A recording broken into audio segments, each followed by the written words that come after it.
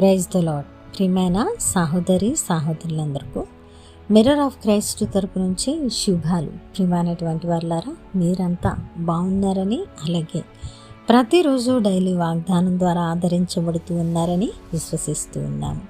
విన్న వాక్యాలను తప్పకుండా షేర్ చేయండి, అలాగే పరిచర్యకు సహకరించండి. యథార్థంగా దేవుని యొక్క పనిని కొనసాగిస్తూ ముందుకు వెళుతూ ఉన్నాం. అనేకులు ఆశీర్వదించబడుతూ ఉన్నారు, రక్షించబడుతూ ఉన్నారు. మరి మీరు కూడా పాలుభాగస్తులు కావాలంటే సహకారులుగా ముందుకు రావాలని తెలియపరుస్తూ ఉన్నాం.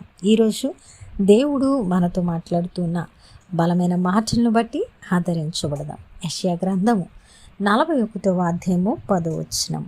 దిగులు పడుకుము, నేను నిన్ను బలపరుతును, నీకు సహాయము చేయువాడను నేనే.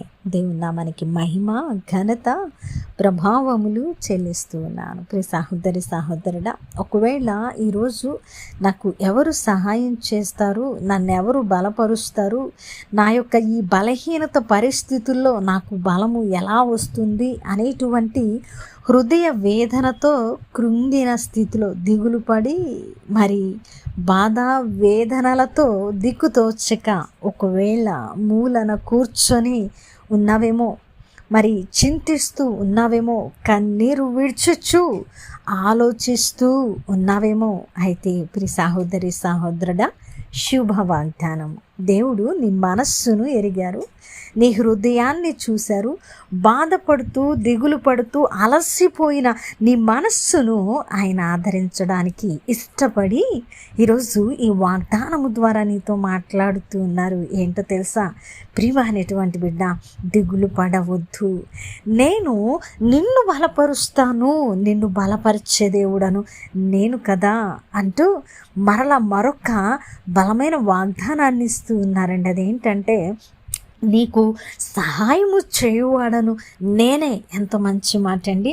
మనుషులు సహాయము చేసినా చేయకపోయినా, పట్టించుకోకపోయినా, ఈరోజు దేవాతి దేవుడు సృష్టికర్త మనల్ని ఎరిగినటువంటి మన ప్రభు అంటున్న మాట ఏమిటో తెలుసా? నీకు సహాయము చేయువాడను నేనే కదా, నేనే. ఆయన ఎంతో స్పష్టమైన వాక్కుతో మాట్లాడుతూ ఉన్నారు. నీకు సహాయము చేయువాడను నేనే. కాబట్టి ప్రియమైనటువంటి దేవుని బిడ్డ, ఈరోజు ఆయన నీకు సహాయము చేస్తూ ఉన్నాడని, ఆయన నిన్ను దిగులు పడకుండా బలపరుస్తూ ఉన్నారని నీవు నమ్మితే తప్పక సహాయాన్ని పొందుకుంటావు.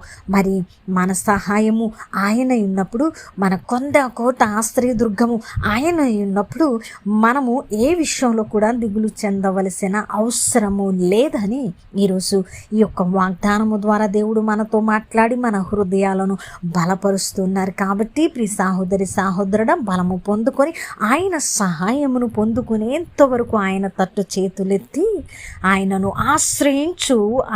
ఆశ్రయించిన నరుడు ధన్యుడు. ఆయనను ఆశ్రయించిన ఏ వ్యక్తి కూడా సిగ్గుపరచబడలేదు. నీవు కూడా సిగ్గుపరచబడవు. నువ్వు ఖచ్చితంగా సహాయమును పొందుకుంటావు. వినవాక్యము ఫలింపు కొరకు ప్రార్థన.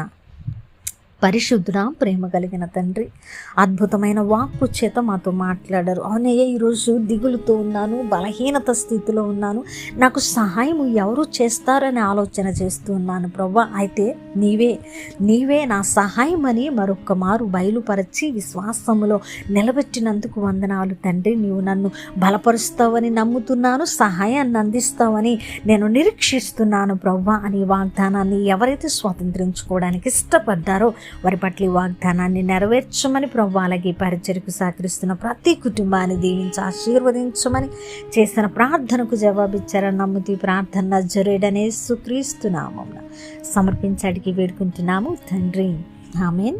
ప్రియమైన దేవుని బిడ్డలారా, వినవాక్యాన్ని తప్పకుండా షేర్ చేయండి, అలాగే దైవిక పరిచర్యకు సహకరిస్తారని నమ్ముతున్నాం. దేవుని చేతమైతే మరలా కలుసుకుందాం. దేవుడు మిమ్మల్ని దీవించును గాక. ఆమేన్.